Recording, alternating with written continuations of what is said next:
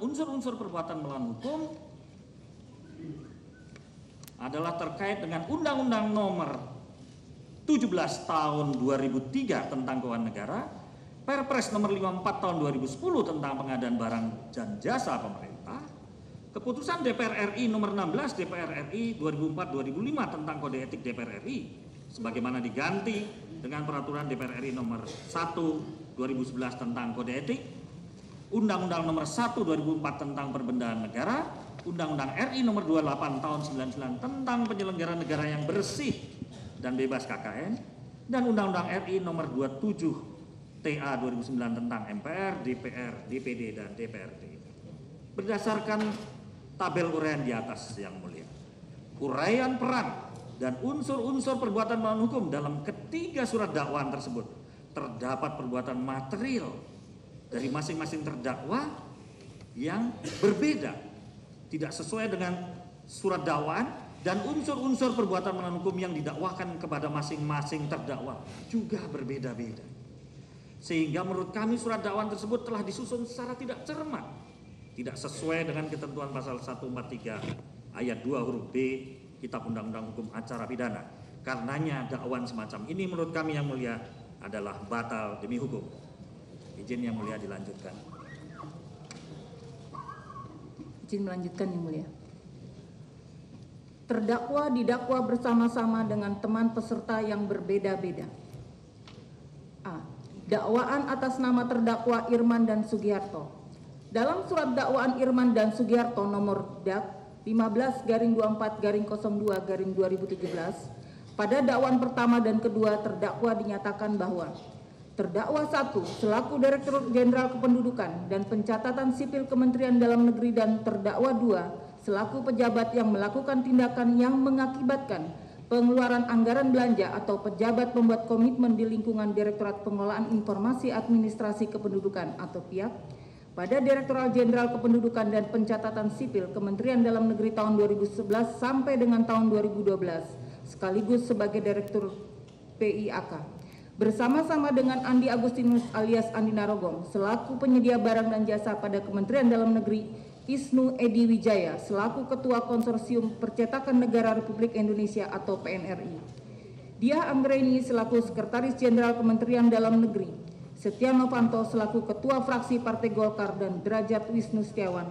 selaku Ketua Panitia Pengadaan Barang dan Jasa di lingkungan Direktorat Jenderal Kependudukan dan Catatan Sipil tahun 2011 selaku Ketua Panitia Pengadaan Barang dan Jasa di lingkungan Direktorat Jenderal Kependudukan dan Catatan Sipil tahun 2011 pada hari dan tanggal yang tidak dapat diingat lagi antara bulan November 2009 sampai dengan Mei 2015 atau setidak-tidaknya pada waktu-waktu lain dalam tahun 2009 sampai dengan 2015 bertempat di kantor Direktorat Jenderal Kependudukan dan Catatan Sipil Kementerian Dalam Negeri di Jalan Taman Makam Pahlawan nomor 17 Jakarta Selatan, di Geraha Mas Fatmawati Blok B nomor 3335 Jakarta Selatan, di Hotel Sultan Jalan Gatot Subroto Jakarta Pusat atau setidaknya di tempat-tempat lain yang masih termasuk dalam daerah hukum Pengadilan Tindak Pidana Korupsi pada Pengadilan Negeri Jakarta Pusat yang berwenang memeriksa, mengadili dan memutus perkara tindak pidana korupsi yang melakukan atau yang turut serta melakukan secara melawan hukum yaitu para terdakwa dalam proses penganggaran dan pengadaan barang dan jasa paket pengadaan penerapan kartu tanda pendudukan berbasis nomor induk kependudukan secara nasional atau KTP elektronik tahun anggaran 2011-2013 telah mengarahkan untuk memenangkan perusahaan tertentu. B.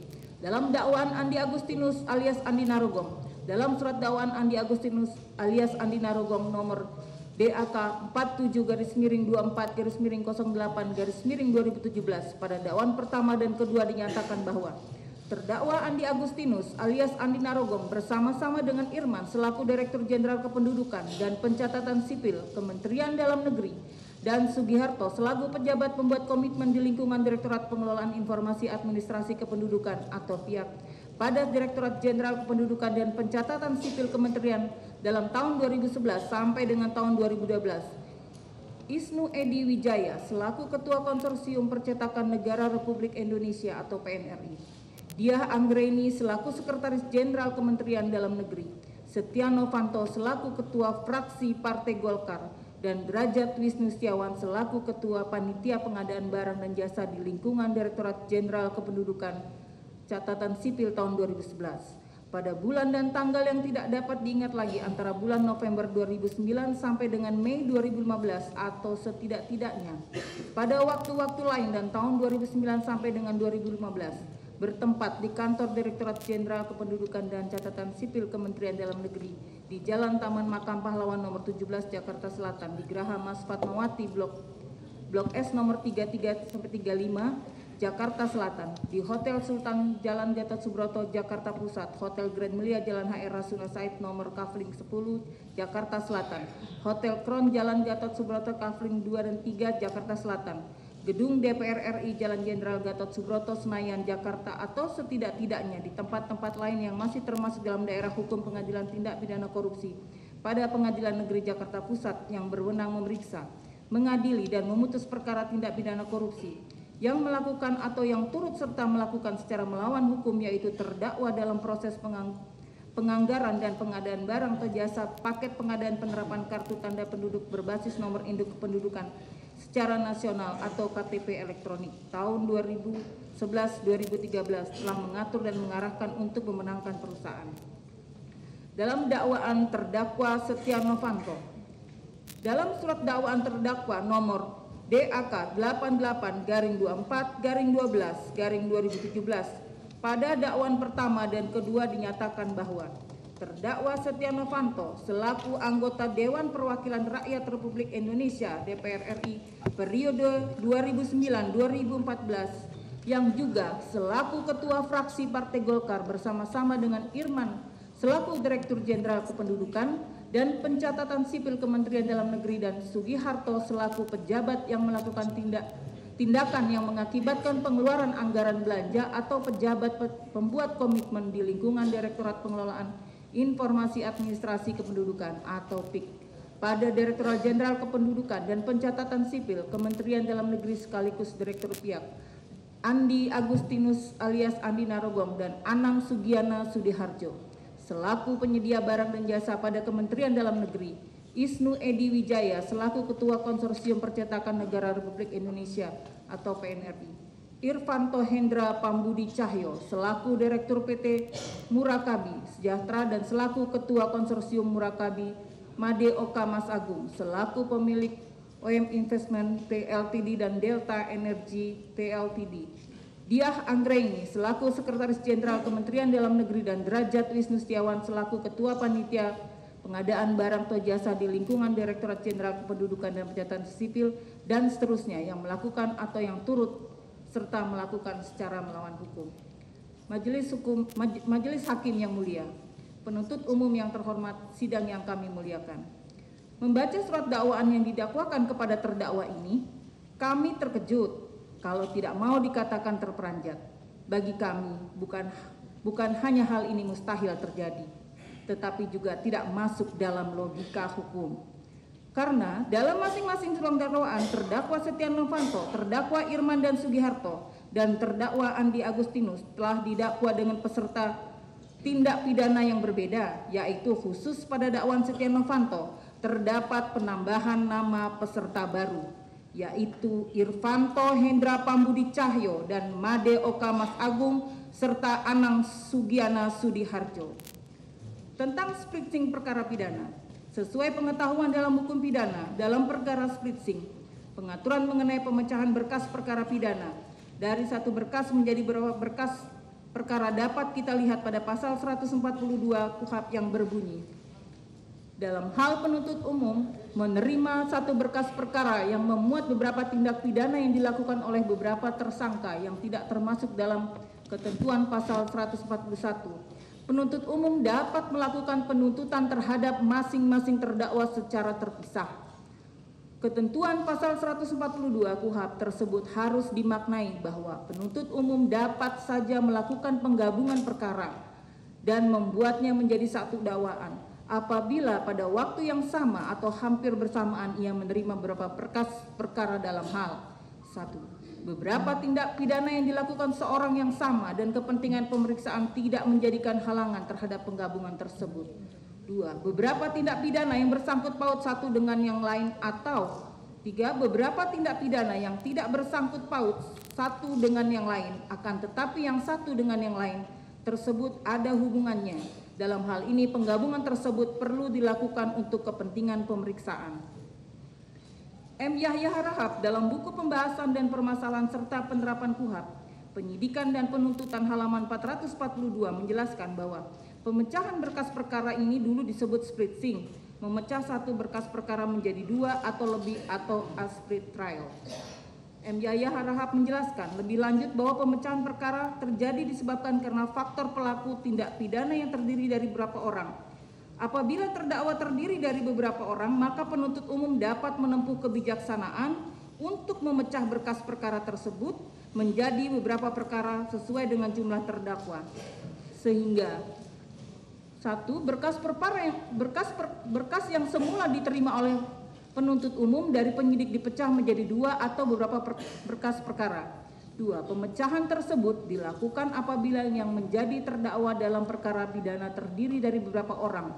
Dengan adanya pemecahan berkas dimaksud masing-masing didakwa dalam surat dakwaan yang berdiri sendiri atau antara satu dengan yang lain. 3. Pemeriksaan perkara dalam pemecahan berkas perkara tidak lagi dilakukan dalam satu forum persidangan, sehingga masing-masing terdakwa diperiksa dalam persidangan yang berbeda. Pemecahan berkas perkara menjadi penting apabila dalam perkara tersebut kurang bukti dan kesaksian. Selanjutnya, M. Yahya Harahap menyebutkan bahwa pemecahan berkas perkara menjadi beberapa berkas yang berdiri sendiri dimaksudkan agar supaya dapat menempatkan masing-masing terdakwa menjadi saksi timbal balik di antara sesama mereka. Sedangkan apabila mereka digabung dalam satu berkas perkara dan pemeriksaan persidangan, antara yang satu dengan yang lain tidak dapat dijadikan saling menjadi saksi timbal balik.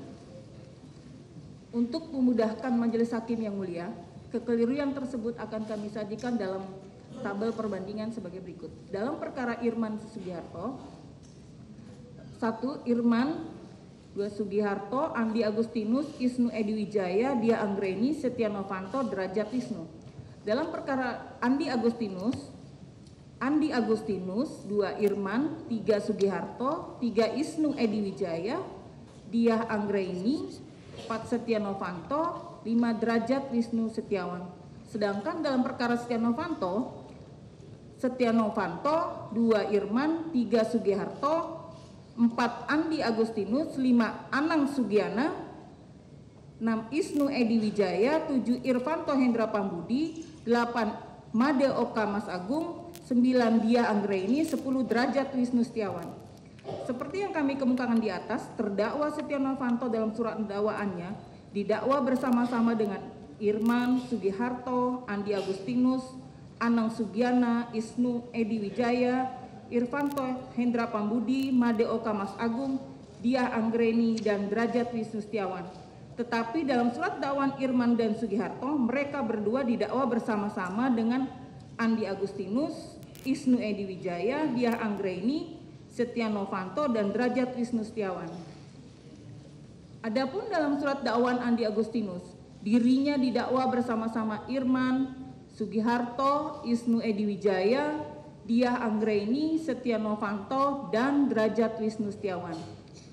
Dari uraian tersebut di atas, ada 2 hal yang tidak lazim terkait dengan penetapan Setia Novanto sebagai terdakwa, dan kemudian peserta dalam surat dakwaan dari masing-masing terdakwa berbeda, sebagaimana terdapat dalam tabel di atas. Hal ini membuktikan bahwa dakwaan disusun oleh penuntut umum dengan cara-cara yang tidak cermat, sehingga surat dakwaan tidak sesuai dengan ketentuan pasal 143 ayat 2 huruf B KUHP. Karena itu surat dakwaan ini adalah batal demi hukum. 5. Terdakwa didakwa bersama-sama melakukan tindak pidana, namun pihak-pihak yang diperkaya atau diuntungkan jumlahnya berbeda. Bahwa selain dari nama-nama peserta yang berbeda dalam dakwaan, bentuk kekeliruan lain yang coba ditunjukkan penuntut umum dalam dakwaannya adalah terkait adanya perbedaan fee pengadaan proyek EKTP yang diterima oleh orang yang sama dalam dakwaannya yang berbeda. Sebagai contoh, Gamawan Fauzi dalam dakwaan Irman dan Sugiharto dinyatakan menerima uang sebesar 4.500.000 dolar Amerika Serikat dan 50 juta rupiah. Namun demikian, dalam dakwaan Andi Agustinus, jumlah fee yang diterima oleh Gamawan Fauzi tersebut didiskon menjadi hanya sebesar 50 juta rupiah saja.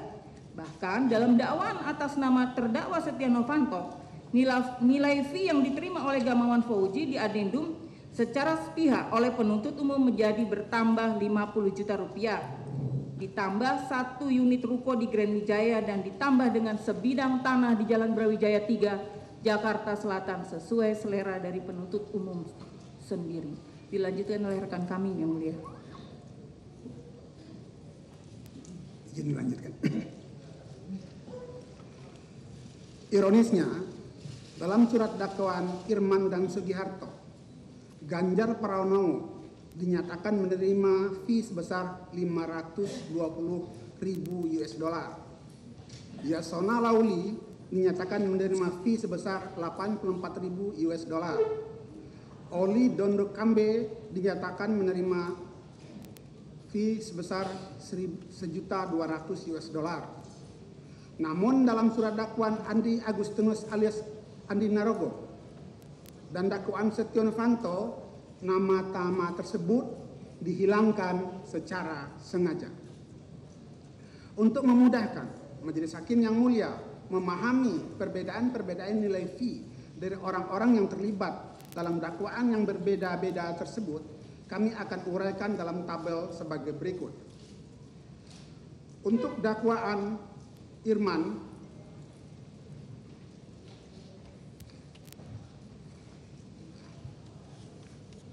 Andi Agustinus dan Setia Novanto. Dalam dakwaan Setia Novanto, hanya Setia Novanto menerima 7.300.000 dan Arloji Richard Mel seharga 135.000 US dollar.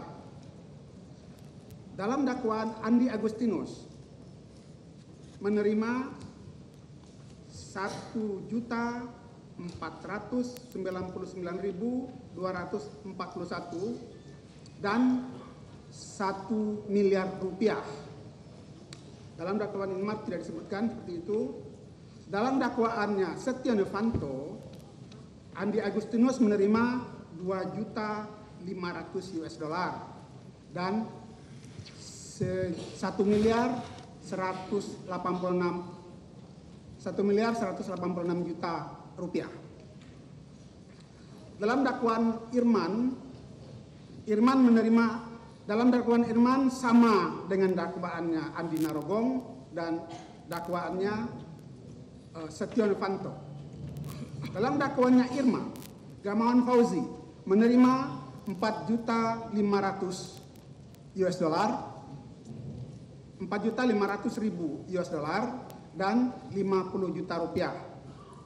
Dalam dakwaannya Andi Narogong dihilangkan 4.500.000 US dollarnya menjadi hanya 50 juta rupiah saja. Di dalam dakwaannya Setia Novanto, Gamawan Fauzi hanya menerima 50 juta rupiah saja ditambah ruko di Grand Wijaya dan tanah di Jalan Brawijaya 3. Di dalam dakwaannya Irman, Sugiharto menerima sama dengan dakwaannya Andi Narogong dan dakwaannya Setia Novanto. Di dalam dakwaannya Irman, dia Anggraini disebutkan menerima 2.700.000 US dollar, 700.000 US dollar dan 22.500.000 rupiah. Di dalam dakwaannya Andi Narogong berkurang menjadi dia Anggraini hanya menerima 500.000 US dollar dan 22.500.000 rupiah. Di dalam dakwaannya Setia Novanto sama dengan yang terdapat di dalam dakwaannya Andi Narogong. Di dalam dakwaannya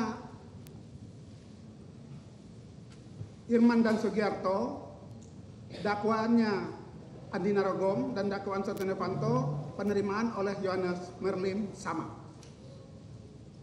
Dalam dakwaannya Irman,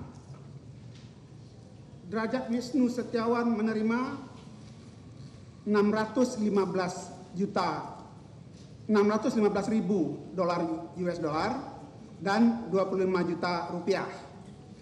Di dalam dakwaannya Andi Narogong, Derajat Wisnu Setiawan menerima menjadi berkurang hanya 40.000. Ya, saat ini masih berlangsung sidang eksepsi kasus dugaan korupsi proyek IKTP Setia Novanto di Pengadilan Negeri Jakarta Pusat yang dipimpin oleh Hakim Yanto, dan saat ini kuasa hukum dari Setia Novanto tengah membaca nota keberatan ataupun eksepsi. Ada sejumlah poin yang dititik beratkan dalam nota keberatan atau eksepsi oleh kuasa hukum. Tadi beberapa di antaranya adalah yang pertama terkait dengan inkonsistensi nominal terkait dengan kerugian negara berbeda antara surat dakwaan Irman Sugiharto dan juga Andi Narogong dengan surat dakwaan terhadap Setia Novanto. Kemudian kuasa hukum juga mempertanyakan surat dakwaan yang dinilai tidak disusun cermat, kemudian tidak teliti, tidak memenuhi syarat material, dan juga tidak mencakup semua unsur delik hukum termasuk dengan locus delicti dan tempus delicti atau lokasi dan tempat. Ini dinilai terhadap inkonsistensi, perbedaan waktu dan tempat yang berbeda. Kemudian juga ada mempertanyakan penambahan nama-nama baru di sana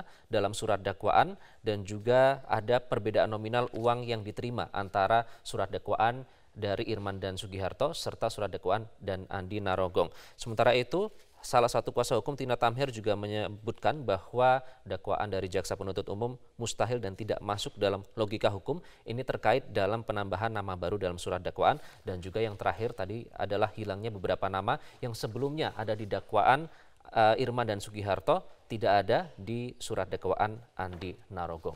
Dan saat ini sidang eksepsi Setia Novanto masih terus berlangsung. Informasinya akan kami hadirkan dalam program-program selanjutnya di Metro Siang dan program-program lain. Untuk sementara kami harus mengakhiri breaking news untuk saat ini. Saya Iqbal Himawan, sampai jumpa.